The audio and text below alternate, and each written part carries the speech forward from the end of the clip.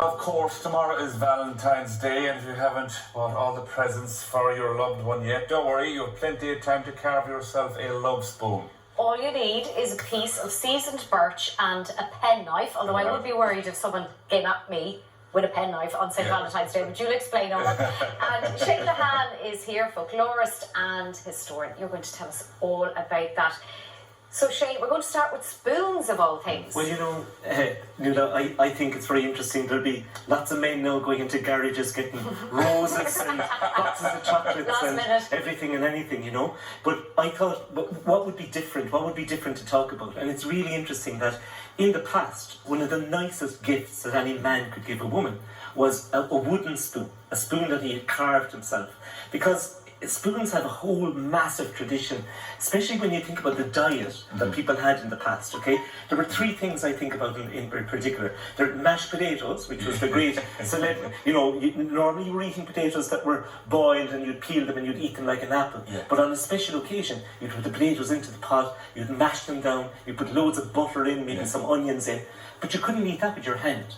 You had to eat it with a spoon. So a spoon was necessary for if you had 6 children or 8 children or 16 children, the man who could carve a spoon. Because you didn't go to the shop, you didn't buy it. The carving of the spoon, you had to make the spoon yourself.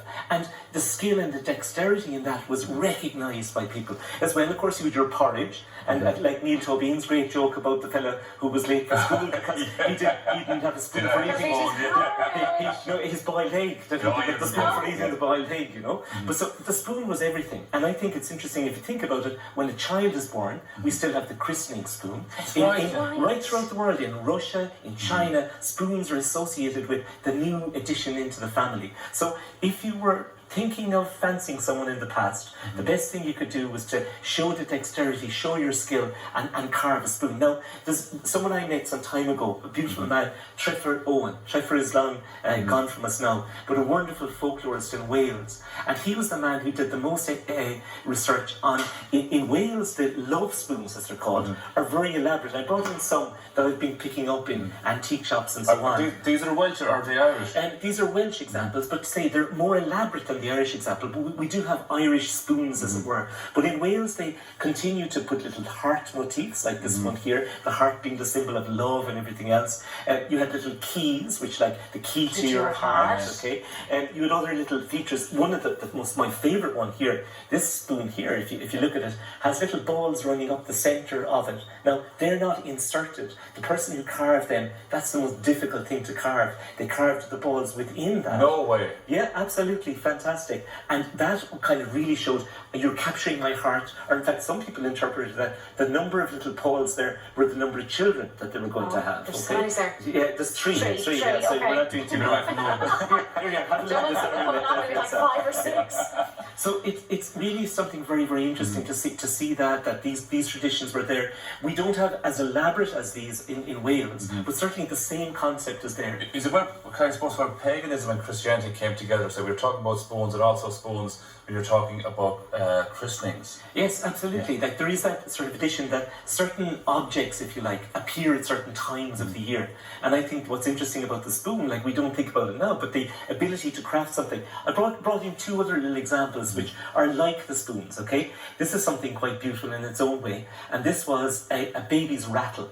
So now that you say it, it does look like one. And if you can't really hear it there, okay, but you can just about hear it when you're there. So again, someone who knew how to make this to impress a woman, to show that he would be able to provide for maybe the children that were coming down the line, he would create something like this. And this was in many ways a love token, a love display. And there's another one that's very like that as well, and that would be the love knot. And this was, again, one time in the year when this occurs, and it's kind of a mixture as well of Dahi, as you're saying, of different times of the year when certain objects come about.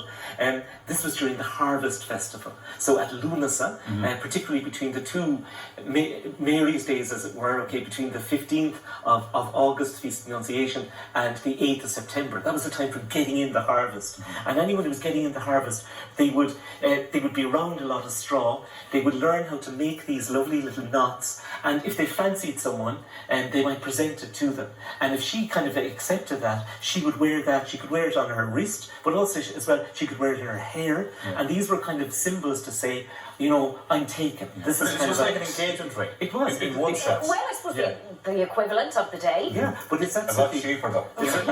But they're gorgeous things, you know, and they all go back, whether you're carving a spoon, whether you're making a love knot or a harvest knot, or you're making something like a rattle. You're displaying your prowess. You're displaying your ability to provide down the road. And I think But again, by displaying it, then you're sending out a signal. Hang strong on, signal. look what I can do as well. absolutely, and that's it. But I think it's very fundamental. I love the idea of the spoon. Like I was telling some people that we'd be talking about spoons, and they said spooning. Okay, they were talking about the way. That's our next question here, actually, totally new definition to that. They couldn't work out why we were talking about This is spoons. the original spooning. This is it. This is how it all began. No, I have a theory about you, Nola, right? Because we were chatting earlier on. Nola's single at the moment. Is there anything in folklore that says if you burn a wooden spoon that you'll have bad luck when it I comes to love? burnt a wooden spoon during the week. I was making porridge, That's left awful, it that's down awful. for a second Yeah. on the hob. Oh, I had 7 to years throw it in, out. 7 years of bad luck. God, Oh, I'm not. Charlie. I'm only joking. be surprised. Don't believe a word I say. No, that's not the case at all. I had to throw it out. Although, So never mind a wooden spoon, I don't have one. Dahi will remember the wooden spoon for different reasons. I know, because we were talking about it earlier on. It was never used, But but I sure. think I've got what they call a Families multi used to. something, a multi useful But instrument. it's interesting that this is the time of the year where we associate with Valentine and so on. But we've been speaking already about fertility and about people getting together. Not too long ago we spoke about the Bridget's crosses and Bridget. Yeah, I saw you making them, yeah. Just the other day we had the feast of St. Gugnet, who's right. another sort of figure, again, associated with the bees and fertility. And we're coming into that time of the year. And there used to be a very ancient Roman festival called Lupercalia, which was, again, had its own sort of elements to it. And Julius Caesar's kind of period of time that we're talking about, Lupercalia was the 15th of February, okay, on the calends, the particular Roman calendar. And what used to happen in Lupercalia is that the men used to present themselves in the street wearing a wolf's head, a mask, and a loincloth. And they used to stand, and the women, they used to run up and down the streets, and the women who wanted to be in a relationship or who wanted to become pregnant, the men used to kind of flick, like you flick a towel, in that way, used to flick a towel, and the women who wanted the fertility would get kind of hit gently in that way. So the Lupercalia tradition is thought to be the origin as to why Valentine's Day That is was the where it is. Tinder of the day. You sit at your stall, swipe left, swipe right. It was a very simple way to do it. But see, and again, the head figure then would be presented with the laurel wreath, and of course we often see Caesar, for example, Always being presented in that way. He was the head of the Lupercalia. He was the head honcho, the head man. You know. Should women be going around with their eyes closed tomorrow? Okay, there's a lovely sort of tradition. You know, in any of the love divination that we have, one of the things is that women would perform various charms, various love charms, and then they would hope for the first man that they would see along the road or the first person in the door. But it's very funny that they were actually quite wise, and if they knew someone was coming that they didn't want to be there, they'd keep their eyes closed.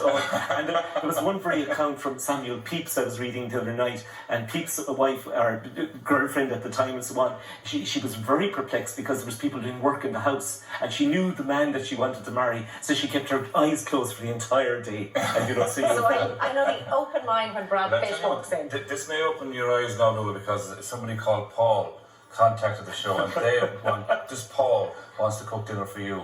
Okay. Sure. So Shane, what advice would you have for Bring the Paul? spoon. Yeah, I think I'd say Paul would want to start carving the spoon now, you know, and he'd want to get the right timber, you know, a piece of lime or cherry. Timber. This is timber, and I suppose make sure you wouldn't get a splinter or anything like that. No, because that'd be the end that of would be another bad We one. might have to get him back when we were talking about Martin Hennedy and stuff like that as well. Absolutely. Shane, thank you, sir. As always, great to have you. Now, we're absolutely delighted as well to have Bob and Renee from Fair City, Una and Brian. They're going to be chatting on the couch. No wooden spoons or nothing. It's all love on the couch. We'll see you after the break. All the celebration.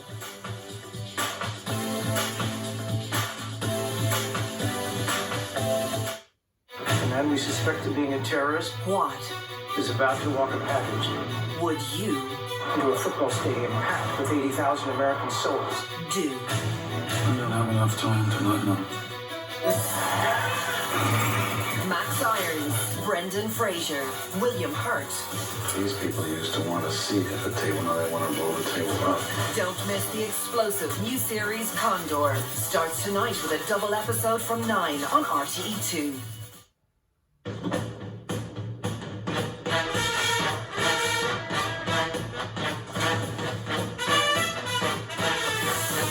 stops.